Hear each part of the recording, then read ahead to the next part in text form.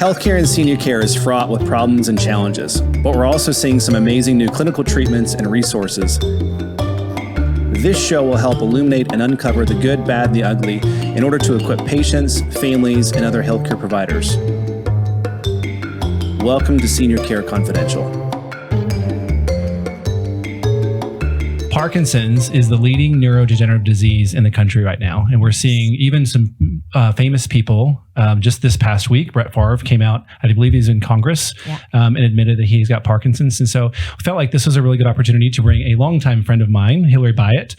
She is the COO of the Parkinson Voice Project here in Richardson.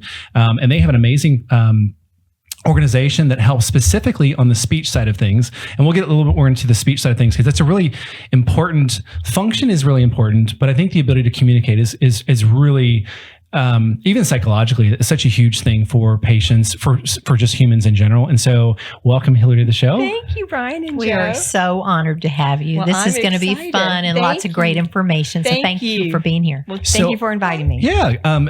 So your background as a speech therapist, right? How did you go from? We worked together years ago, Yes. but how did you go from where you and I worked together to leading a Parkinson Voice Project? Yeah. So I have been a speech language pathologist for decades. I've learned, that's what I say now, decades, so a long time.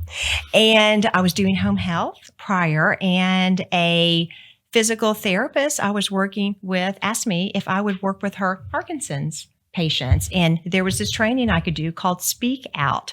Had not heard of it, so I was happy to give it a try. I went through it, and it is a wonderful plan protocol, highly effective, evidence-based program that works. It really helps patients regain and retain their speech. So I was working with patients, and the Parkinson Voice Project had an opening for the clinic director. So I applied for that, and I've been there now for almost 2 years. Okay. And I just over the summer transitioned into the role of the COO. Gotcha. Now, are you still treating patients? Do you still get to work with them? I do. And I always want to hold on to that. That is my happy place, right? Trust me. I feel gravity. Yes. So say that again. I feel gravity. I feel gravity. Like the gravity pulls you right back. I love it too. Yeah. Because you can't, it's hard. Like that's like what got us in the field in the first place. And so, yes, there's fun things that we could do, like podcasts and sales and marketing and leading organizations. But man, there's nothing like being one-on-one with a patient. Right. And helping them find their voice when they had lost it. For sure. So it's amazing. Yeah. Okay. So tell us some statistics. I know you have, we try to figure out like what percentage of Parkinson's. I think there's a high percentage of pneumonia related aspiration that happens with Parkinson's. What is that stat? So unfortunately, most patients with Parkinson's die from aspiration pneumonia. So the majority of them pass away because of this. And so that's from a swallowing problem, we know. And so the muscles that help you swallow are the muscles that help you talk. And so by doing voice exercises, you're actually targeting your swallowing muscles too. So that's amazing. So that's the approach, right? For speech therapy. Every person with Parkinson's would benefit from speech therapy. And so when you ask the question on the stats, just too many patients have Parkinson's. Yeah, majority, and it's growing. It's growing and growing and growing. Yeah. And is it always affects it? Obviously, we see it affecting the movement part of it. Correct. Like we as therapists, even the common folks, citizens can watch somebody with Parkinson's. That's right. We all see that fascinating gait, some balance issues, maybe the pill rolling type tremors. Yes. But sometimes we're not exposed to necessarily the voice part of it. Correct. Is voice always a part for? I shouldn't say always, usually most. Okay. And for some, it might happen earlier. And for some, it happens later. Okay. But it's often a part of it. And what happens is it happens gradually. And people aren't always aware that they have a quieter voice or a flat voice. And it happens so much that we can chuckle about it, that a patient comes in for an evaluation and the wife has been told that she has a hearing problem. It's not the patient. He's just fine. And the wife will look at you and go, oh my gosh, yes, he said I had a hearing problem. It's not me. It's that gradual change. Yeah. And so what makes it really hard too with Parkinson's is there's always a sensory deficit. So the person talking doesn't register how they sound. So that Okay, can seeing vary. it a different way. Yes. Okay. Okay. So with Parkinson's, your sensory deficit is affected. So you are not aware. You're not hearing the volume? Correct. Okay. Because how we manage our volume, how we manage our breathing, all that happens automatically.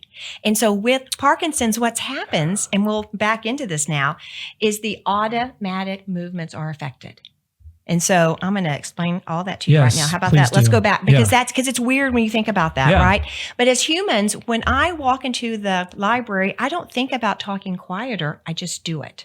Mm-hmm. When I'm at the Chili's with the wooden floor and it's so loud, I automatically speak louder to compensate. We all do that automatically. We don't think about it. So we regulate our volume automatically. Yes. So with Parkinson's, what happens? We don't know exactly why this happens. And so this is where the cure will come in at some point. But what the effect is that people with Parkinson's, the protein that produces dopamine, which is a neurotransmitter, becomes misfolded. And then dopamine is no longer able to be produced. People who are diagnosed with Parkinson's, when they finally go in and see the neurologist, they have typically lost between 60 and 80% of their dopamine, and it's not coming back.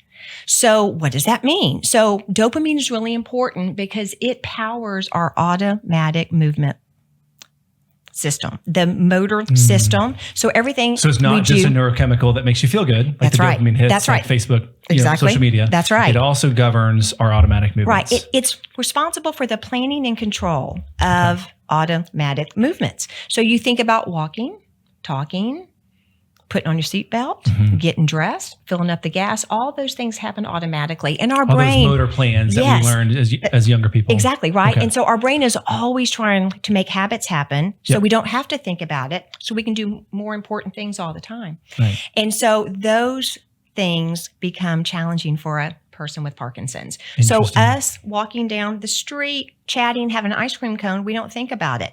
But those are three things happening at the same time. Right. So with someone with Parkinson's, it's going to be hard. And so you see on the gait side, the smaller steps, the arm swinging, all that becomes challenging. Yep.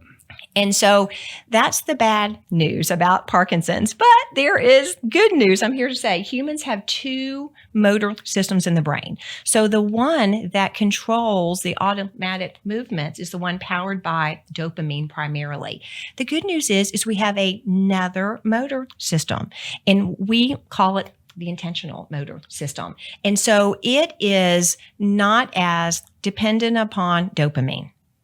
Okay. So you have a background, like if we think of it like an operating system. Yes. You have a background operating system, that's the automatic one. And then we have in the foreground, whatever application that we're working on the computer. Yes. So that one we actually have control over. That's right. But that's the good obviously news. If the operating system is flawed because of dopamine, it may impact the voluntary. Well, you just have to think about it. Or is that a really bad analogy? No, I like that for an analogy. Let's go with that because what happens is, and so we teach patients how to speak with intent. Okay. You walk with intent. Yep. You swallow with intent. And what happens is we've all had experience with this. So think about leaving from here, let's say, and we're heading home. The weather's beautiful outside. I'm having friends over. I have to run by the Whole Foods and grab an eggplant and some feta cheese. And I'm planning what I'm going to cook. And all of a sudden I realize I'm at the driveway at my home and I have not stopped at Whole Foods because I was driving automatically. Change that. So I leave here today and it's raining. It's a purple sky. It's hail. I turn off the radio. Hands are at 10 and 2 and I focus. So it's the same behavior done automatically or with intent. Makes perfect sense. So speak out. The goal of it is to turn speech from an automatic function to an intentional act.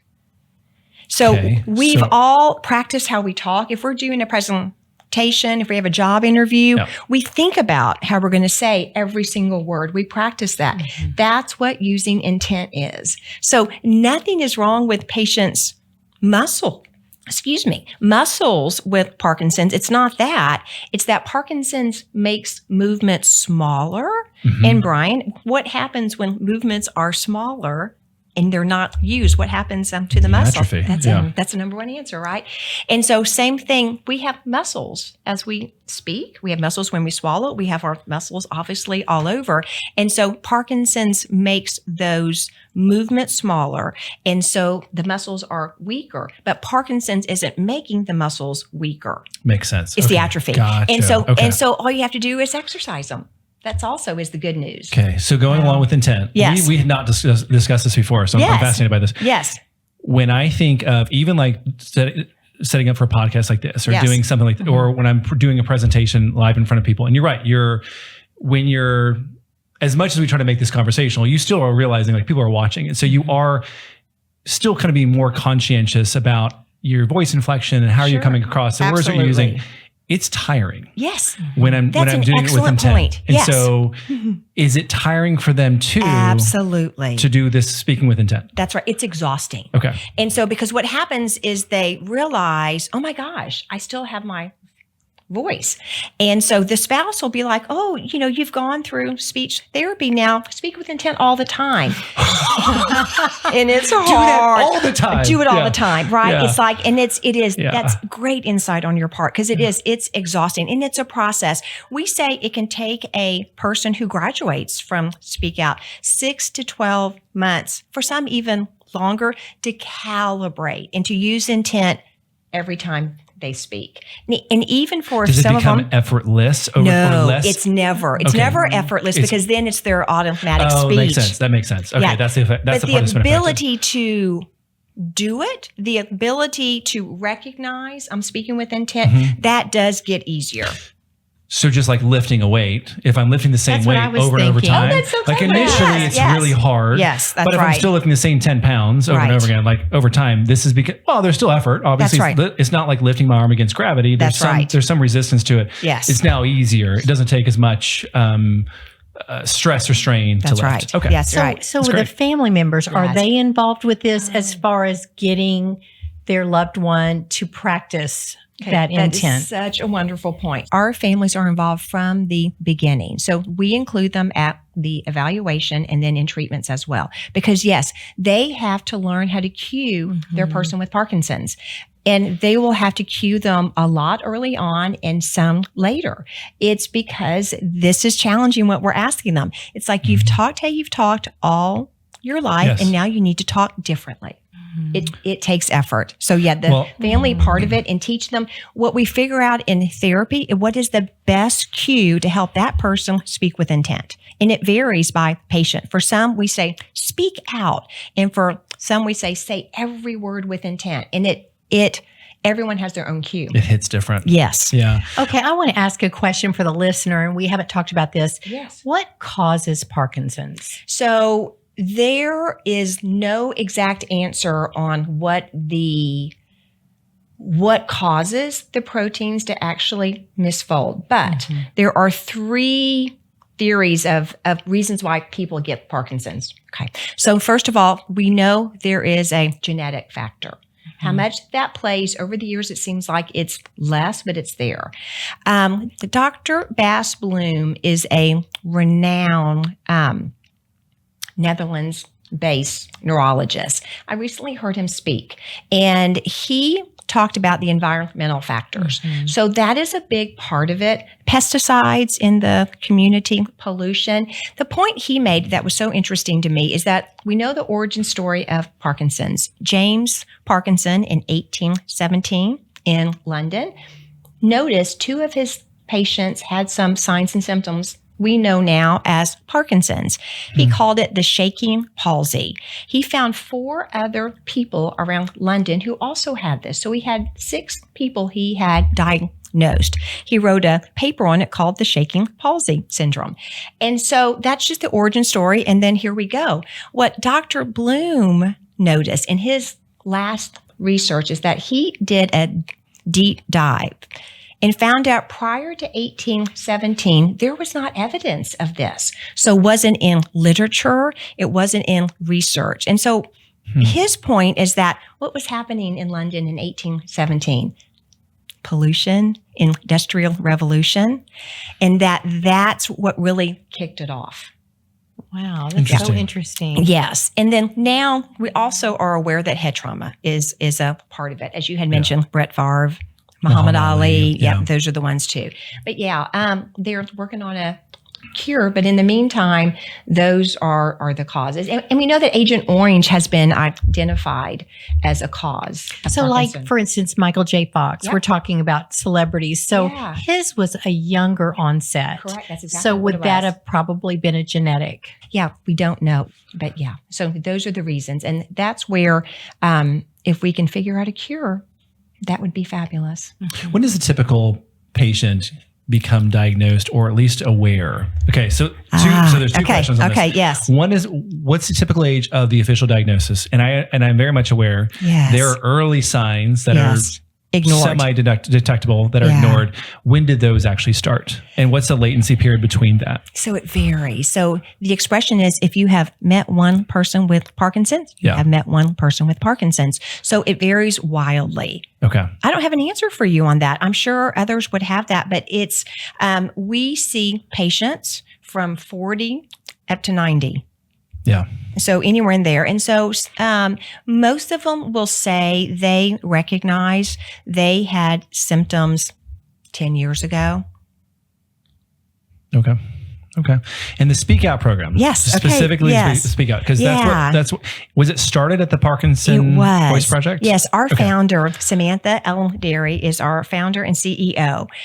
She started Parkinson Voice Project. We will celebrate our 20th year next year. Wow. So, and then in 2008, she incorporated us. She created the nonprofit organization we are now, Parkinson Voice Project. And so she worked with Dr. Boone, he's no longer with us, but he was a voice disorder SLP. He wrote every book in grad school on voice disorders. Got it. And he was the one who figured out early on in the 50s in treating patients with Parkinson's that when you had them count 1 up to 20, they had that flat speech, monotone speech, low volume. And when he asked them to count backwards from 20, you had to apply more intent. Their voice improved. No. Wow. So he was the first one who figured that out. And so that's where Samantha, the intent came from. Yes. Got she it. called him and they collaborated and she developed Speak Out. What a cool way to develop that. That's so neat. Isn't that awesome? And it works. It's highly effective. We know, and it works. And so, so going through it, so at Parkinson Voice Project, no patient has ever paid for any of the services since 2008. So everything we offer is free of charge, and we do not charge Medicare or insurance. We are funded on the pay it forward approach. Grateful patients, families, and community supporters donate. Wow. So we are grateful for that and their support. And you had mentioned, it's a couple times a week for, what's the usual treatment So a duration? patient's going to start with an Speak Out evaluation. And if they're appropriate, most of them are, they will be treated by one of our therapists in the clinic, typically virtually. We do almost all of our sessions now online, and it works beautifully. Even the initial assessment? Yeah. Wow. It works beautifully. And we do 2 sessions a week for 4 weeks. Okay. Teaching them the exercises. We have our Speak Out workbook that we go through, and we show them the exercises. And then they are practicing at home twice a day, 15 minutes in the morning, 15 minutes in the afternoon. We provide an online home practice. And so we encourage them to practice one of their sessions online and then one of them out of the workbook. And the online, how that started is in 2020 when Samantha closed the clinic for COVID in March on a Thursday. On Friday, she worried about all the patients who weren't being seen now in the clinic. She had her first Zoom practice session, had about 30 patients there, thinking it would bridge over and soon, we'd be out of this, back in the clinic. Of course, everything took longer than we expected. And so now she never stopped doing it. And so it happens now. It's been happening for 4 years. And so Monday through Friday, every work day at 10 o'clock, she has a 20-minute Speak Out home practice session. Now we're up to almost 4,000 participants who practice with her online from all over Wow. the world. That's So great. people find us that way. You asked about Yeah, how that. they find you, yeah. And so if you Google Parkinson speech exercises, you're going to find us. That's and incredible. so, and we know that the practicing every day is such an important part of managing your speech because with Parkinson. it is a progressive disease. Progressive. So to That's right. sign up with this program, Yes. do you have to do the initial assessment first, or can Yes. you do? Well, okay. So not first. It just has to happen at some point. We encourage everybody. They can practice online with her forever and ever, but we encourage them to work with a speak out provider who will take them through the whole program. And so we've trained thousands of other therapists all over the world who can treat patients. Yeah. And this is where they pick up on the nuances of what's the trigger word for you, whether it's speak out or speak with intent. That's right. How do we cue them? You have to work with the patient. Like same thing with us as therapists. Right. Like I need to actually physically, now you guys can do it virtually, but I need to physically work with the patient to figure out what are the verbal, what are the tactile cues for that individual patient to kind of figure out what's the actual treatment plan look like. Exactly. It's the same thing Exactly the with same y'all. way. It is exactly the same way. And so we have 6 exercises they have to master. And so we teach them those exercises during our sessions, and they practice those. And then that's how their vocal muscles get stronger. Okay. And how it reminds them every day how to speak with intent. Gotcha. Now there's a dial that you have a picture of. Yes. Jordan, you want to pull that up? Jordan, and this is our circle of intent. And it's a great visual of the therapy program. So at the number 1 up there is the evaluation. Then number 2 is that we have a fabulous e-library that has all the treatment protocols. And then we have the What is Parkinson's video. That's on our website for everyone to watch. I highly recommend it. Samantha leads folks through. It's right under half an hour. And it's a great overview, again, of what is Parkinson's and how someone's speech and swallowing are affected. And then how we can help. Okay. Then we have the individual, and then we transition into groups for maintenance. We currently have 18 speech therapy groups that happen every week virtually. And then we also have an in-person singing group. So that is a great way because what we know is that singing is a great way to practice using your voice. Yeah, because it's intentional and you have to actually project. Yes. Yeah. And so every Wednesday at the clinic, we have about 45 folks who come in, speak out grads, and they learn a musical set. We have a director who you'll meet in our video who's been with us for over a decade, and she teaches them how to sing with intent. And we'll have performances every quarter. And we just had one. And so tomorrow, actually, we are starting our holiday music set, and we'll have a show on the 11th. Where do you guys do the shows at? At the clinic. At the clinic? We have the room for it. So, yeah, it's amazing. Oh, that's awesome. So, if you want to let's look at show the video Yeah. on the intentional singers.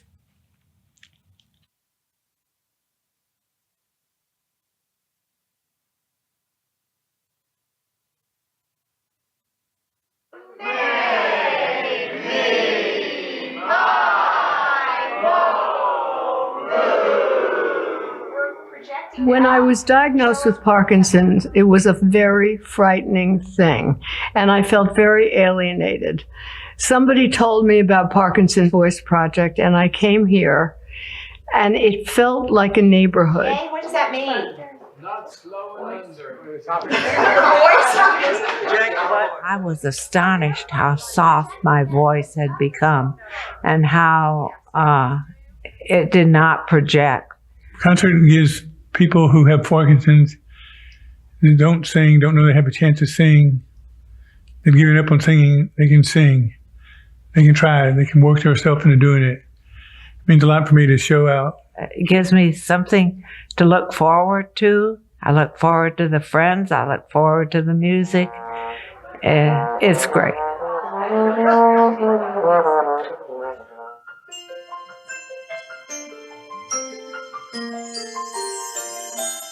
I just love the Parkinson Voice Project. I love singing for it. And like I said, every time I'm in here, it's my happy day.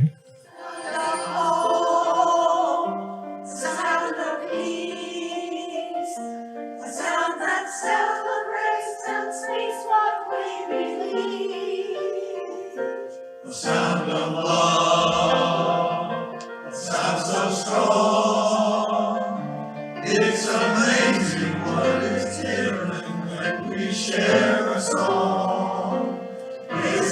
why we sing, why we lift our voice, why we stand as one in harmony. Fun for me when they come in and we start a new piece and they say, "That's too hard, we can't sing that." And I tell them, that's why we rehearse. And by golly, they learn it.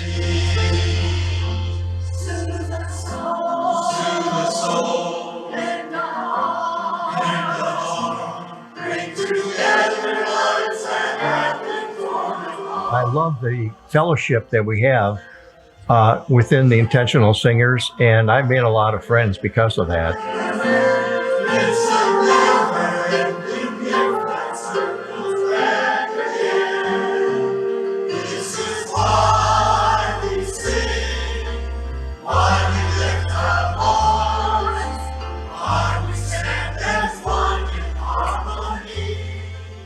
See people at all stages of the disease, but they're all giving their all to sing and feel that joy. It has changed my life by improving my confidence. I have been able to smile more.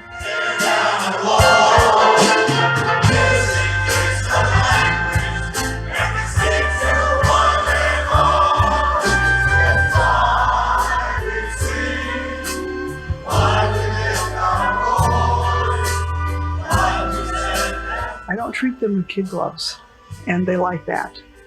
And one of them told me one time, she says, "Well, we come in here and your attitude is, okay, so you have Parkinson's. Now sit down and sing."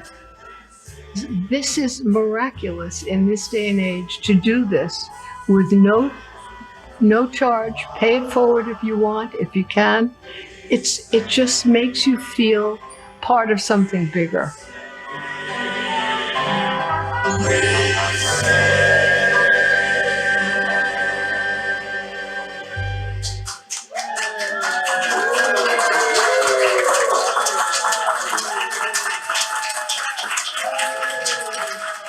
This has been good medicine for someone with Parkinson's disease. So please take care of your voice. Find a therapist, someone to help you every day, and get after it. It makes you feel important.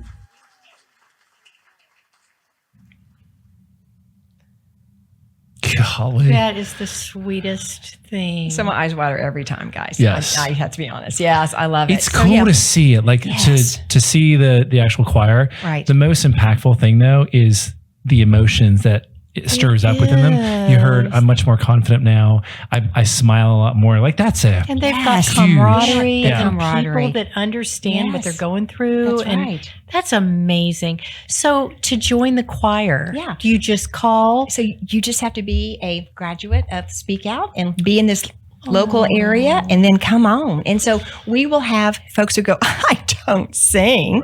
And so we say, just come and try. Just come and hang out with us for a few Wednesdays. And very often they'll say, "Okay, I kind of like this." Yeah. I have a patient who had been an engineer instructor at UT for 50 years. And he is my favorite to say. He goes, "I never thought I would do this, Hilary," and he loves it. Does he? So it's the camaraderie, and it's also they find that they have their voice. Mm-hmm. I mean, that's the most important part. Is that many of them think, well, this is what Parkinson's is. I just won't have a voice Yep. and I'll die silent. Well, and you've mentioned this before that it's similar to like lifting exercises. Yes. So how Yes. often is the group meeting for choir rehearsal? So it's once a week. Okay. So just once a week for an hour. Is that they enough meet. to maintain? Or is it in addition to That's icing on the cake. Okay, got So it. they have That's to fair. be involved in a weekly Speak Out therapy group. Okay. And so that is the way. And those range from 4 to 14 people on Zoom. Okay. And we practice speaking with intent at the conversation level. So it's a lot of back and forth, and we cue them to speak with intent. Is part of because one of the things that I'm not a speechy. Yes. I love speechies, but I'm not a Thank you speechy. very much. Yes. One of the things I noticed, and you saw it in the video too, Yeah. there's a bit of a monotonous tone Yes. to them. That's right. Is part of speak out? Do they work on voice inflection, tonality, Yes. that kind of stuff too? That's right, because it's control. So all that happens when I have expression in my voice, I'm controlling. So our third exercise we do is called a glide. Would you like to see one? A glide? A glide. Okay, So yes. this is how it goes. We go, ah,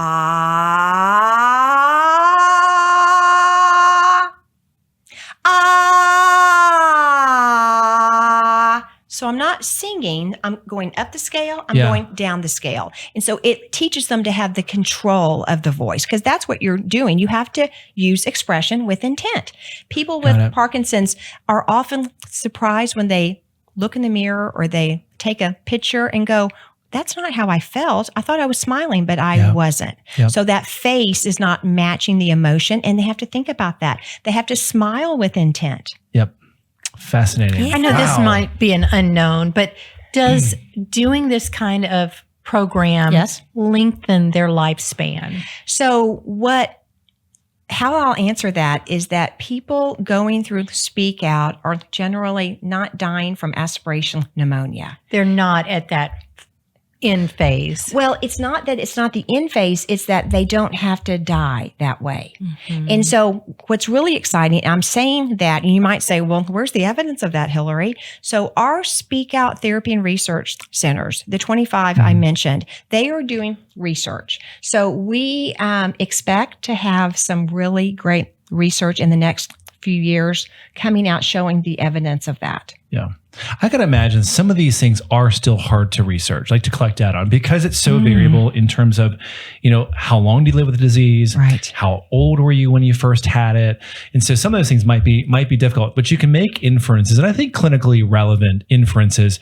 If I'm showing progression, like you're seeing a regression, not a regression. Yeah. Because not a regression in their disease. You're seeing a regression in the disease impact. Yes. By seeing their voice improvement. If the same muscles are controlling the voice as do swallowing, you can make an inference. If I'm maintaining the muscle strength here, then I should see a reduction in aspiration. Correct. Is my conjecture. You're exactly right. Being a PhD. No, you're exactly right. And our sixth phase, our sixth step in the protocol is that we do refreshers. So checkups with the patients, because we know that we have to have check-ins to see, are they practicing still every day? Are you involved in your group every day? Is your voice as strong as it was when you graduated? And if it's not, then you can have some more sessions. And so we are unencumbered by insurance. That's great. We say, okay, so let's do 4 more sessions. Okay. Let's get you back in shape. Okay, so I have another question. Okay. So I have a couple of solo agers that they are no spouse, no children, and they're alone, but they're at a point they can no longer drive. Yes. So what do you do about those to encourage those that don't drive? Or do all of your choir members, are they able to drive themselves, or they have a spouse that's bringing them? So it varies. And so that is the only thing we do in person only. But for ones who are not driving, who don't have a way, we also have an online sing-along that happens every Thursday. So folks can join that. So Jeannie Adamson leads that, and it is so much fun. We have a band, and we have 2 of our Parkinson Voice Project advocates. Those are our super volunteers who have gone through Speak Out and get the word out about Speak Out and us. And so they sing 4 to 5 songs with intent. See, I would think these senior communities that have patients affected with Parkinson's would want to get their residents to be involved in something like that. Yes, it's we great. are actively letting them know about us, because I agree. It'd be great to have Samantha's online home practice every day on the big screen, have the sing-along every day. I mean, it'd just be a fun way to practice. So I know you guys can see anybody in the state. Correct. Because virtually, right? Correct, right. How does somebody contact you, or how does somebody contact Parkinson Voice Project if they wanted to sign up for Speak Out? Sure. Just call us or hop on our website, parkinsonvoiceproject.org. And like we discussed before, no S after Parkinson. No S after Parkinson. You have to honor James Parkinson and his name. There you go. And then doctors will send us a referral, and we will start the process from there. Excellent. And I wanted just to mention, we are having a free lecture in the clinic on the 7th of November at 12 o'clock to talk more about Parkinson's. So the public is invited. Oh, fantastic. So for families, for people in facilities who work with folks with Parkinson's or patients themselves, come. Excellent. Learn more. So good. for your Christmas program, which I Yes. love so much, is that open to the public? It could be. It depends. Our capacity is about 100 to 120 in the audience. So it could be. If someone's interested, let us know. And we'll add you on the list. And then at some point it's full. But oh my gosh, I would love it. Is it an That's so RSVP type sweet. thing? It would be great, yes, if Okay. we knew how many were coming. So yeah, Okay. yeah. But Is it during the week, or do you have a date yet? It's Wednesday. It's always on a Wednesday, and it will start about 10:30 on December 11th. Yay! Well, we can That's so put that on cool. our calendars. I love and that that. is Hilary, so this has been Thank you. awesome. Thank you so much for doing Yeah. this. Thank y'all This so is much for great. having me. Yeah, you are a blessing. Really, I know they thank you. love having you as the COO, and it just thank you for all the information. It's You're a so wonderful welcome. resource. Thank you Yeah. so much. Thanks, y'all.